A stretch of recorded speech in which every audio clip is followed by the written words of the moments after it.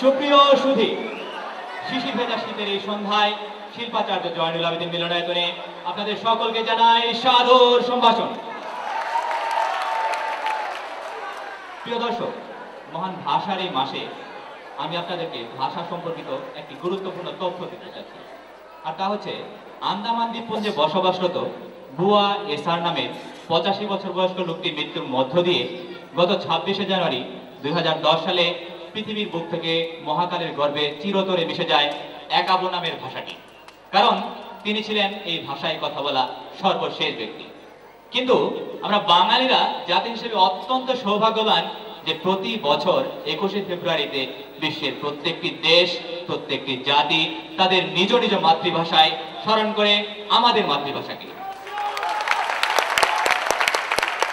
সেই জন্য আমরা আমাদের প্রাণের ভাষা, আমাদের মায়ের ভাষা বাংলার পাশাপাশি বিশ্বের সকল মাতৃভাষার প্রতি গভীর শ্রদ্ধা নিবেদন করে সাজিয়েছি আমাদের এবারের অনুষ্ঠান প্রজেকশন 7 7 রং।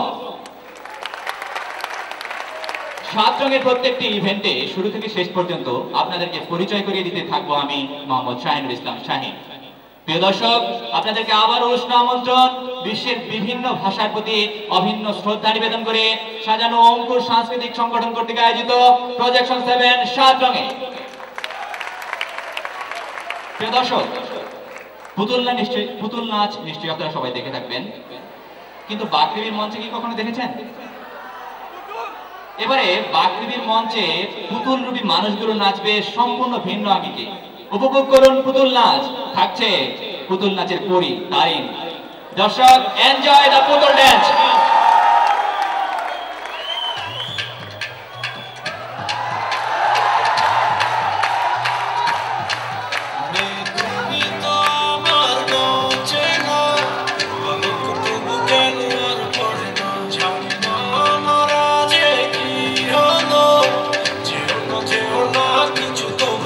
যদি কথা না হয়, যদি দেখা না হয়, হারিয়ে যাও এক ঝলকে।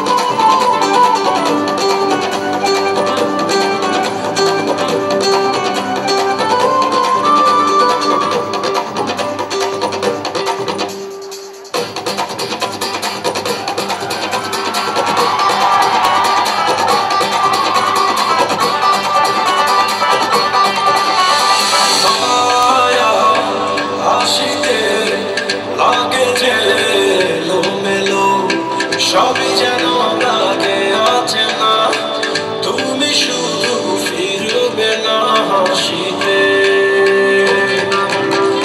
মায়া হাসিতে লাগে যে এলোমেলো, সবই যেন লাগে অচেনা, তুমি শুধু ফিরবে না হাসিতে।